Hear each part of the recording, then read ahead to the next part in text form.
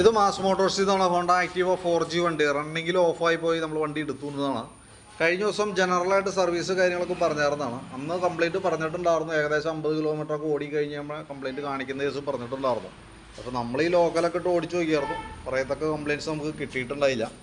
നമ്മൾ ഇന്ന് കംപ്ലയിൻറ്റ് പോയി ചെക്ക് ചെയ്തു. ഇന്ന് പോയി വണ്ടി കംപ്ലയിൻറ്റ് സ്പോട്ടിൽ കംപ്ലയിൻറ്റ് ആയി കഴിഞ്ഞപ്പോൾ അവിടെ പോയി എടുത്തു കഴിഞ്ഞപ്പോഴാണ് എൻ്റെ കംപ്ലയിൻറ്റ് മനസ്സിലാകുന്നത്. കാർബേറ്ററിൻ്റെ കംപ്ലയിൻ്റ് ആണ് കേട്ടോ.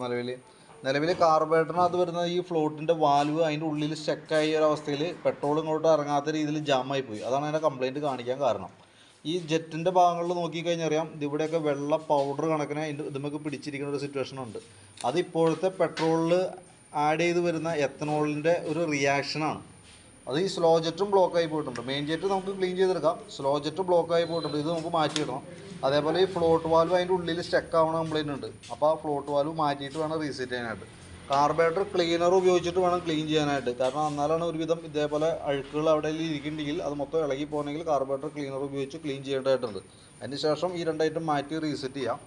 ഇങ്ങനെ വന്ന കേസിൽ സ്വാഭാവികമായിട്ട് രണ്ട് രീതിയിലുള്ള കംപ്ലയിൻറ്റ് കാണിക്കുക. ഒന്ന് മിസ്സിങ് കംപ്ലയിൻറ്റ് കാണിക്കുക, അതല്ലെങ്കിൽ പിന്നീട് വന്ന കംപ്ലയിൻറ്റ് പെട്രോൾ ഓവർഫ്ലോ വന്ന് പെട്രോൾ താഴേക്ക് ഈ കറുത്ത പൈപ്പിൻ്റെ ഉള്ളിൽ താഴേക്ക് ഇങ്ങനെ ചാടിപ്പോയിക്കൊണ്ടിരിക്കുക. അങ്ങനെയാണ് രണ്ട് രീതിയിലാണ് കംപ്ലയിൻറ്റ് വരാം.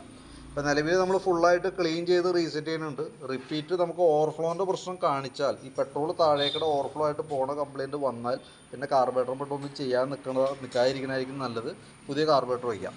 ഇതെന്ന് പറഞ്ഞു കഴിഞ്ഞാൽ ഇപ്പോൾ പുതിയ കാർബേറ്റർ വെച്ചാലും നമുക്ക് ഈ പറഞ്ഞ രീതിയിൽ ഉപയോഗിക്കാൻ കിട്ടുന്നത് ഇതേ പെട്രോൾ തന്നെയാണ്. അപ്പോൾ പരമാവധി നമ്മൾ ആ വെക്കണ കാർബേറ്ററും കംപ്ലയിൻറ്റ് വന്നുകൂടായി ഒന്നുമില്ല. അപ്പോൾ പരമാവധി നമ്മൾ ഈ കാർബേറ്ററിനെ ക്ലീൻ ചെയ്തെടുക്കാനായിട്ട് 99% നമ്മൾ ട്രൈ ചെയ്യുന്നുണ്ട്. പരമാവധി നമുക്ക് നോക്കാം. ഫ്ലോട്ട് വാൽവും സ്ലോ ജെറ്റും മാറ്റിയിട്ട് നമുക്ക് റീസെറ്റ് ചെയ്യാം. കാർബേറ്റർ ക്ലീനർ അടക്കം നമുക്ക് മാറ്റിയിട്ട് ക്ലീനർ ഉപയോഗിച്ച് ക്ലീൻ ചെയ്തിട്ട് വേണം റീസെറ്റ് ചെയ്യാനായിട്ട്. അപ്പോൾ ഞാൻ അതിൻ്റെ ഏകദേശം ഒരു എസ്റ്റിമേറ്റ് ഡീറ്റെയിൽസ് ഒക്കെ വാട്സാപ്പിലേക്ക് ഇട്ടേക്കാം. ജനറൽ സർവീസിൽ കാർബേറ്റർ ക്ലീനിങ് ഇല്ല നമ്മളത് അഡീഷണലായിട്ട് ചെയ്യേണ്ട വർക്കാണത്. പ്രത്യക്ഷത്തിൽ നമ്മൾ ഓടിച്ചു നോക്കുമ്പോൾ അങ്ങനത്തെ ഒരു കംപ്ലയിൻറ്റ് നമുക്ക് കിട്ടിയിട്ടുണ്ടായില്ല. അതല്ലെങ്കിൽ കൂട്ടത്തിൽ തന്നെ നമ്മൾ ചെയ്തു പോകാം. കൂട്ടത്തിൽ ചെയ്താലും നമുക്ക് അതിൻ്റെ പേയ്മെൻറ്റ് തന്നെ അഡീഷണലായിട്ടാണ്.